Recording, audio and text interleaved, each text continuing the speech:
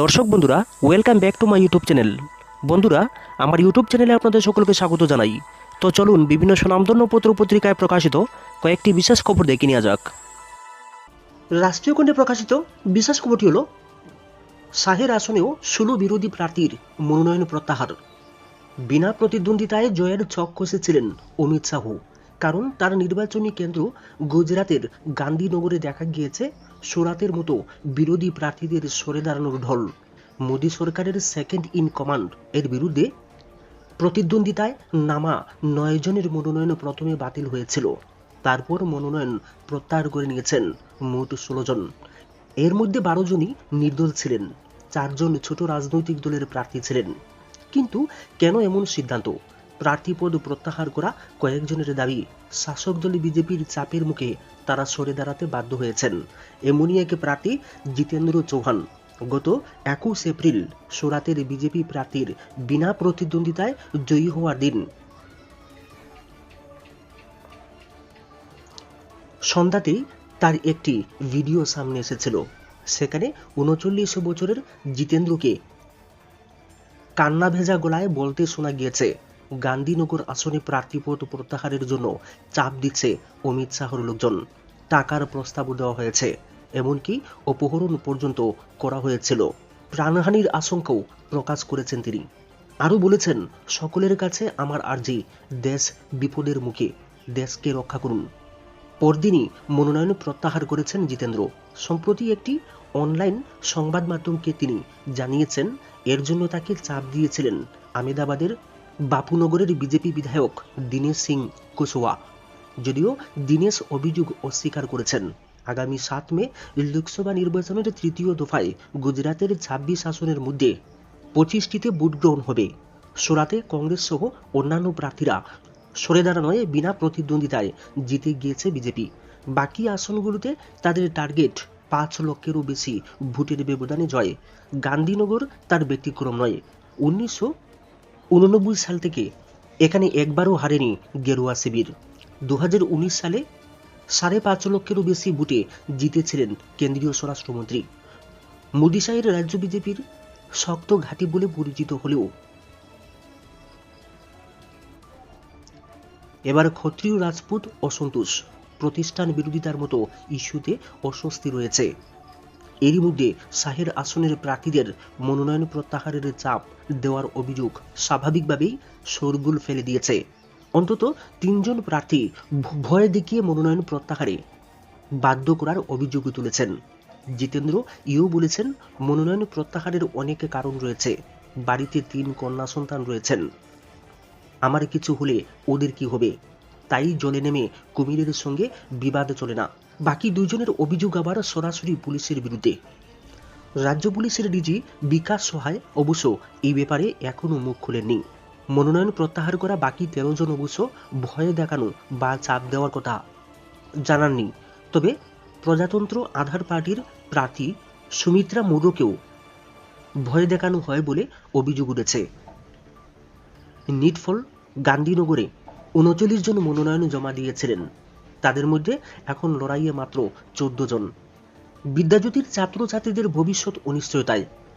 বিদ্যাজ্যোতি ইংরেজি মাধ্যম স্কুল থেকে 8ম শ্রেণী পাস করে পথে পথে ঘুরছে ছাত্রছাত্রীরা।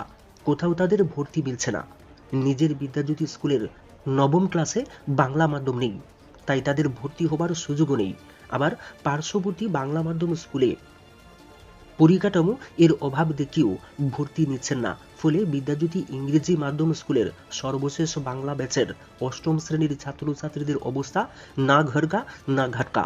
শান্তিরবাজার এবং বাইকুড়ায় 1 এপ্রিল থেকে এই দুর্দশা শুরু হয়েছে। 9ম শ্রেণীতে ভর্তির সময়সীমা ছিল 5 এপ্রিল পর্যন্ত। ফলে 8ম পাস ছাত্রছাত্রীদের ভবিষ্যৎ নিয়ে উদ্বেগ উৎকণ্ঠায় রয়েছেন অভিভাবকরা। জানা গিয়েছে, শুধু শান্তিরবাজার ও বাইকুড়া এলাকাতেই নয়, রাজ্যের যেখানে যেখানে বিদ্যাজ্যোতি স্কুল রয়েছে প্রায় অধিকাংশ স্থানেই একই পরিস্থিতির সৃষ্টি হয়েছে। কারণ এই বছর থেকে বিদ্যাজ্যোতি স্কুলগুলিতে 9ম শ্রেণীতে বাংলা মাধ্যম থাকছে না। ফলে বিদ্যাজ্যোতি স্কুলে বাংলা মাধ্যমের 8ম পাস করে নিজের স্কুলে 9ম শ্রেণীতে ভর্তির সুযোগ রইল না। এখন এই সকল ছাত্রছাত্রীরা যাবে কোথায়? বাইকুড়া মডেল দ্বাদশ স্কুলের ভারপ্রাপ্ত প্রধান শিক্ষকের অভিমত আমরা নিরুপায়। গত বছরও 100 জন ছাত্রছাত্রী ছিল নবম শ্রেণীতে। ক্লাসরুম সংকট, পৃথক শাখা করতে পারিনি, সবাই একটি ক্লাসে বসতে হয়েছে, এক একটি টেবিলে 3 জন করে। এবার আমাদেরই আছে 65 জন ছাত্রছাত্রী। তাছাড়া পার্শ্ববর্তী এসবি স্কুলগুলি থেকেও ছাত্রছাত্রী আসবে। সবাইকে ভর্তি করালে বসতে দেওয়া হবে কোথায়? একই কথা জানিয়েছেন শান্তিরবাজার মডেল দ্বাদশের প্রধান শিক্ষিকা মীনাক্ষী ত্রিপুরা। ওনার বক্তব্য, আমাদের নবম শ্রেণীতে শতাধিক ছাত্রছাত্রী, ক্লাসরুমের অভাবে শাখা বাড়াতে পারেনি। সবাই একটি শ্রেণীকক্ষে গাদাগাদি করে বসে ক্লাস করেছে। মোটামুটি সব স্কুলেই একই অবস্থা। শ্রেণীকক্ষ সহ পরিকাঠামোর দারুণ অভাব রয়েছে। তার উপরে রয়েছে শিক্ষক সংকটও। বীরচন্দ্র মনু শহীদ স্মৃতি ইংরেজি মাধ্যম বিদ্যাজ্যোতি স্কুলেও একই দশা। সেখানকার অষ্টম পাস ছাত্রছাত্রীদের জন্য 3 কিলোমিটারের মধ্যে কোনো বাংলা মাধ্যম স্কুল নেই। তাদের যেতে হবে ত্রৈকুর্মা, রাজাপুর, তাকমা ইত্যাদি স্কুলে। ভর্তি নিয়ে এই ভয়াবহ পরিস্থিতির মোকাবেলায় তেমন উদ্যোগ লক্ষ্য করা যাচ্ছে না। সমস্যা শোনারও কেউ নেই। শান্তিরবাজার, বাইকুড়ার মতো সেমি আরবান এলাকাগুলিতে 2টি করে দ্বাদশ স্কুল থাকলেও একটি স্কুল ইংরেজি মাধ্যম হয়ে যাওয়ায় বাংলার ছাত্রছাত্রীদের সমস্যার মুখে পড়তে হয়েছে। গঙ্গা প্রাপ্তির পথে রাজ্যের বয়স্ক শিক্ষা কেন্দ্র। আইসিডিএস দপ্তরের অধীনে থাকা বয়স্ক শিক্ষা কেন্দ্রের শিক্ষকদের বেতন হঠাৎ করেই বন্ধ করে দিয়েছে দপ্তর। তবে এর জন্য দপ্তর থেকে কোনো নির্দেশনামা জারি হয়নি। কেবলমাত্র দপ্তরের মন্ত্রীর মৌখিক নির্দেশে এই বেতন প্রদান বন্ধ করে দেওয়া হয়েছে।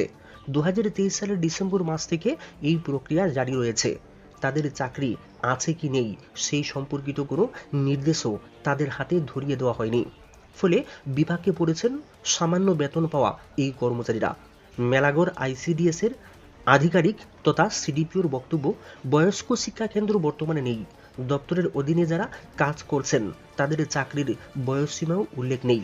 ফলে অনেকেই 60 বছর অতিক্রম হয়ে যাওয়ার পরেও কাজ করে যাচ্ছেন ও বেতন বা ভাতা পেয়ে যাচ্ছেন। সম্প্রতি দপ্তরের মন্ত্রীর উপস্থিতিতে সারা রাজ্যের সিডিপিওদের নিয়ে আহত এক বৈঠকে বিষয়টি উত্থাপিত হলে দপ্তরের মন্ত্রী জানিয়েছেন, বিষয়টি তিনি মন্ত্রিসভার বৈঠকে উত্থাপন করবেন ও এই সম্পর্কিত সিদ্ধান্ত গ্রহণ করা হবে। সিদ্ধান্ত সাপেক্ষে যাদের বয়স 60 বছর অতিক্রান্ত হয়ে গিয়েছে তাদের ভাতা বন্ধ করে দেওয়ার জন্য মৌখিকভাবে দপ্তর আধিকারিকদের নির্দেশ দিয়েছেন। মন্ত্রীর এই নির্দেশের পর গত 2023 সালের ডিসেম্বর মাস থেকে এই সমস্ত বয়স্ক শিক্ষা কেন্দ্রের শিক্ষকদের ওয়ার্কিং রিপোর্ট দপ্তর জমা রাখছেন না। ফলে তাদের ভাতা দেওয়া হচ্ছে না। এখনো পর্যন্ত তাদের চাকরি বহাল রয়েছে। যতক্ষণ পর্যন্ত অর্ডার ইস্যু না হচ্ছে ততক্ষণ তারা স্বপদে বহাল রয়েছেন। মন্ত্রিসভার সিদ্ধান্তের অপেক্ষায় দপ্তর। এই সময়কালে তাদের বেতন প্রদান স্থগিত রাখা হচ্ছে। সংবাদে প্রকাশ, 1978 তৎকালীন বামফ্রন্ট সরকার ক্ষমতায় এসে সমাজ কল্যাণ ও সমাজ শিক্ষা দপ্তরের অধীনে বিভিন্ন গ্রামে নিরক্ষর মানুষদের মধ্যে সাক্ষরতার কিংবা প্রাথমিক পাঠদান কেন্দ্র গড়ে তুলেছিলেন। গ্রামের শ্রমজীবী অংশের মানুষ যাদের বয়স হয়ে গিয়েছে কিন্তু অক্ষর জ্ঞান নেই, দিনের বেলা নানা কাজে ব্যস্ত থাকেন, সেই অংশের মানুষদের এই কেন্দ্রে এনে স্বাক্ষর শেখানো বা প্রাথমিক পাঠদানের জন্য এই ধরনের কেন্দ্র গড়ে তোলা হয়েছিল প্রতি পঞ্চায়েত এলাকায়। সমাজ কল্যাণ ও সমাজ শিক্ষা দপ্তরের অধীনে তৎকালীন মেলাঘর ব্লকে 86 জনকে বয়স্ক শিক্ষা কেন্দ্রের শিক্ষক হিসাবে নিয়োগপত্র, ভাতা বাবদ বরাদ্দ অর্থ নিয়োগপত্রে এই শিক্ষকদের কার্যকালের বছর পর্যন্ত তার কোনো উল্লেখ ছিল না। দীর্ঘদিন এই রাজ্যে কিংবা রাজ্য রাজনীতিতে অনেক পট পরিবর্তন হয়ে সমাজ কল্যাণ ও সমাজ নাম পাল্টে গিয়েছে। হয়েছে শিশু উন্নয়ন প্রকল্প। মেলাঘর ব্লক বিভক্ত 4টি ব্লক হয়েছে, পুরসভা হয়ে গিয়েছে। শিক্ষা দপ্তরের সেই সময়ের হয়ে বর্তমানে মেলাঘর আইসিডিএস দপ্তরের 18 জন বয়স্ক অধীনে শিক্ষক রয়েছেন। পূর্বে এই শিক্ষকদের কাজের জন্য ওয়ার্কিং রিপোর্টে সম্মতি দিতেন পঞ্চায়েত। পরবর্তী সময়ে এটা প্রদান করেন প্রধানগণ, রিপোর্ট দিয়েছেন পুরসভার কাউন্সিলরগণ। সবচেয়ে মজার বিষয় হলো, বয়স্ক শিক্ষা কেন্দ্রের 18 জন শিক্ষকের বয়স 60 বছর হয়ে গিয়েছে। এই বক্তব্যকে সামনে রেখে তাদের কাছ থেকে ওয়ার্কিং রিপোর্ট যেমন দপ্তর গ্রহণ করছেন না, তেমনি ভাতাও দেওয়া হচ্ছে না। 1978 সালে নিয়োগপ্রাপ্ত বয়স্ক শিক্ষা কেন্দ্রের শিক্ষকরা মাত্র 60 টাকা ভাতায় কাজ করে গেলেও কালক্রমে বর্তমানে তাদের ভাতা বেড়ে হয়েছে 6,313 টাকা।